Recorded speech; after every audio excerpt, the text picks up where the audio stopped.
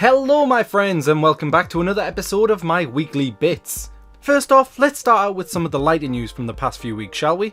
Well, as you watch this, the Steam machine is currently being tested by 300 of the internet's most elite gamers within the US, as beta machines have been shipped for testing. Unfortunately, the beta has had to remain closed off to the rest of the world because of development issues, but here's hoping to some good news.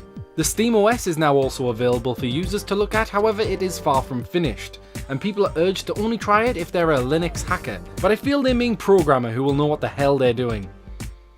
Looking back now, in the last episode we had a quick look at Sony's overpriced games on the PlayStation Network.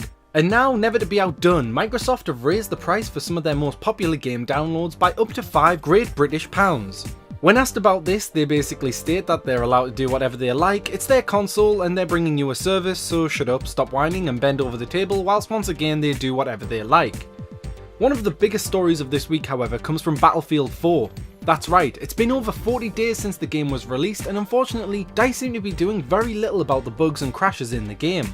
One or two updates have been issued to fix the insta-death glitch, and they've tried to fix the lost save issue.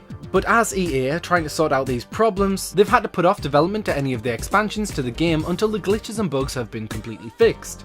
This raises speculation that as a developer, DICE were under an unimaginable amount of stress to deliver the game in time for the Christmas period, and I have heard speculation that EA have forced DICE to release the game before they were completely satisfied with it. This is just a rumour and probably a theory from some deranged lunatic with his own server, but it does sound quite plausible. Some fans of Battlefield are even demanding refunds back on their premium subscription, which includes the season pass to the possibly not coming DLC. Riot have also been under major scrutiny recently as they have attempted to infringe on their League of Legends champions' basic human rights, telling their signed gamers they weren't allowed to stream or advertise any rival games such as World of Warcraft, Hearthstone, StarCraft, basically any other Blizzard game. That is a joke, of course, there is a long list, of which the games also include Dota and even World of War Tanks. This decision was recently reviewed as Riot realised they were acting like complete arseholes and didn't want the gamers to boycott their games. Riot do want to treat their gamers as professional sportsmen contracted to them and their games, but their course of action seems so counterproductive. It's like telling a cross-country long-distance runner they're not allowed to train on treadmills or run on pavement because that's a different version of their sport. Next, boxers won't be allowed to weight train and will be forced to punch consistently for 19 hours a day. And now I get to my biggest story of the week. According to Edward Snowden, the NSA and GCHQ have been spying on gamers over a long period of time, in Xbox Live, Second Life and even World of Warcraft as a way to, get this, hunt down terrorists.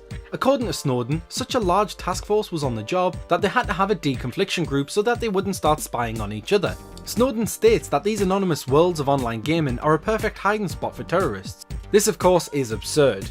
Is the reason it took the US 10 years to find Bin Laden because they were looking for him on fucking Cybertron?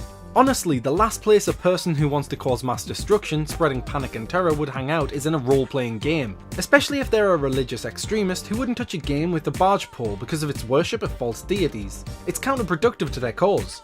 Now, it's not certain if any terrorists have been found roaming in the land of Azeroth, but I think it's safe to say that there wasn't. If there were, there'd be some headlines like Gertrude the Dwarf of the Fifth Kingdom of the Dunmer arrested for conspiring a nuclear strike on US soil. Seriously, these days we gamers have to be wary of the magic eye on our laptops or on the back of our Xboxes, watching everything we do, because the firewall is just not as safe as you would imagine. So what do you guys think of this spying on gamers? Let us know down below, and like, share, comment, subscribe or whatever this video, and I'll see you guys next time on my weekly bits.